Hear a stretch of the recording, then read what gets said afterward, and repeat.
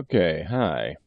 Here we are with our zombie head. Now, we're going to do a couple things. I'm actually going to teach a couple quick tricks and we're going to scatter points on this whole guy, right?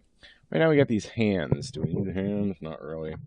So, this is not going to sound really gross, and I'm just going to say it as a zombie horror movie guy who's worked on zombie horror movies, worked on I Am Legend. Step one, cut off his hands, and then later on we're going to cut off his head.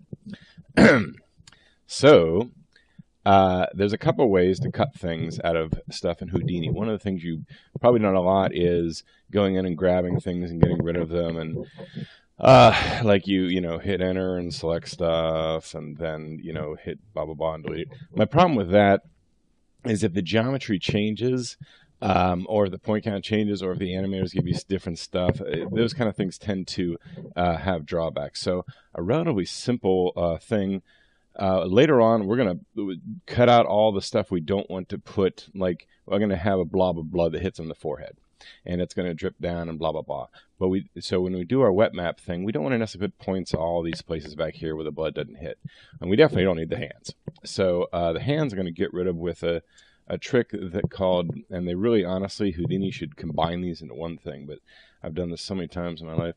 Connectivity and partition. Since the hands and the head are physically distinct, we can actually do connectivity, which is going to make an attribute called class based on the connectivity, and then partition everything, and we'll just call this $class, bump like that.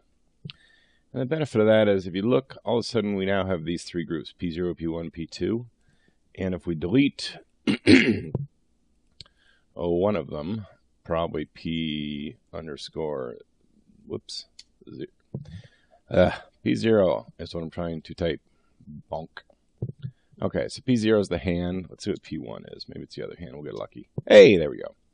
So, easy way to cut off the hands. And the benefit of that is, unless things drastically change when they give you a new animation or something, that'll probably always work.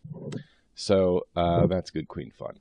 So, let's talk about what we want to do, which is I want to have blood hitting this guy in the face and dropping down. The idea being that maybe this is blood from another bite or something. And we're going to use our tricks that way in a later scene. If he's walking around the same zombie, he'd have blood dry in the same spot. Cool and gross. So what I'm going to do is I'm just going to kind of do all this by scratch from hand, since I already know what I want. So, and I kind of worked this out just to kind of see how things are going for this. So here's our guy. And I'm going to make a blood source. In other words, this is just going to be a blob. So I'm going to put down a sphere, and I'll save the trouble of figuring out roughly where the sphere goes. Basically, a sphere of about this size, 0.1, 0.4, and basically about 133, 1.042, and maybe 5.97. That should give us a sphere that's about in the right place. And it's not. Oh my gosh, what are we going to do? Now, when I said things change in geometry, one thing I forgot to mention, our blood that we've been doing, or our fluids that we've been doing, at 0.01 and stuff, have worked. Our zombie here is actually relatively small. If you take a look at him, look at his size, 0.3, 0.2. In other words, a zombie by default is probably they have the whole guy as a unit. But our fluids we've been messing around with, and kind of the I'm doing my hand thing again, and kind of the things that work tend to be with like 0.1 of a separation or 0.05 as a separation. So having a teeny tiny character is not really realistic. In real world, you'd probably get a larger one, and also they'd probably work in meters and so forth. So let's actually take our zombie here, and let's actually make him bigger.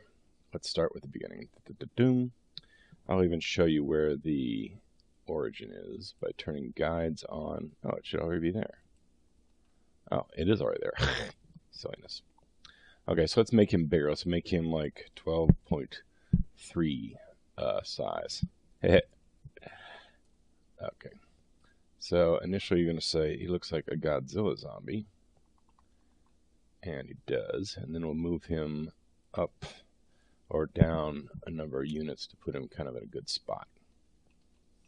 Okay, so there he is. Our zombie head we're going to have to recreate. There's our object, but we want to make him now transform into this object so that you look and see our zombie head is now in our new position. And our light, let's go ahead and move our light. We had a zombie light, right? Let's move our light so he's kind of looking at the zombie, but scary, like underlit. Ooh, scariness. And then we had a camera. Yeah, a zombie camera. Let's have our zombie camera be... Obviously, this doesn't matter until we actually get to the final thing, but like here, he's doing that. Let's actually... you know something? I don't even really care about the first 100 frames. I'm not going to do this for like a zillion frames. So let's make this 100 frames long. Bonk. Apply.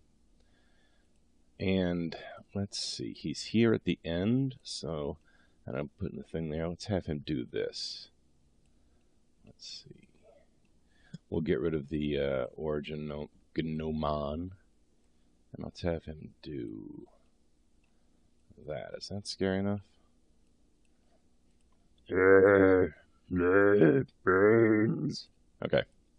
Not bad. So let's get to... Whoops. Doesn't matter. It only comes in when we render him. So let's go back to the beginning. And now let's talk about, this is going to be our little blood drop. So the idea is it was going in this direction. I know it looks like a bullet. Somebody shot him in the head, that would stop him. That's how you kill zombies. But in this case, it's actually a glob of blood. So what do we want to do if we make this guy a glob of blood, or a glob of fluid? I'm going to say blood, but you know what I mean, fluid. And we use particle separation of this, you know, which is kind of 0.01, that works kind of well, right? How do we do that? There's a bunch of ways you could do it. You probably want to grab the, up here, one of the shelf tools, make flip, make a flip container, like flip fluid, blah, blah, blah, blah, blah. I'm actually not going to do that simply because I want to, or I already kind of know what I want. So I'm just going to do points from volume. And our points from volume, our separation, we're actually going to, I did this time, do what we always should do, which is have a parameters thing. And our points from volume is going to have that separation. And everything else we're going to leave at about normal. I guess we can jitter things a little bit so it looks a little more realistic. And I guess that looks good. So that's going to be our guy. Now, normally you just do nothing, right? But we're smart. We're going to do this out bit. And I realized I didn't put on my timer, so I don't know how much time I have. But bear with me for a second. So this will be our, I'm going to call this our blood source. Blood underscore source. And I'll make it red. Get it? Oh, by the way, things we render, we're going to make purple. The zombie head's just something we're going to use for our temporary thing. Now let's actually make, oh shoot, has it been 10 minutes? Man, time flies here and fun. All we're going to do is I'll just do this really quickly because I just can't help it. We're going to make a quick dot network that's going to be the actual sim. We're going to call it the blood sim. Okay? And the idea is that it is going to have a flip fluid object, a flip solver, and a character, and we're just going to slap all those puppies down. I think I'm close to the 10-minute mark, so I'm actually going to stop it here, and we'll come back in lesson 14 to start throwing blood around.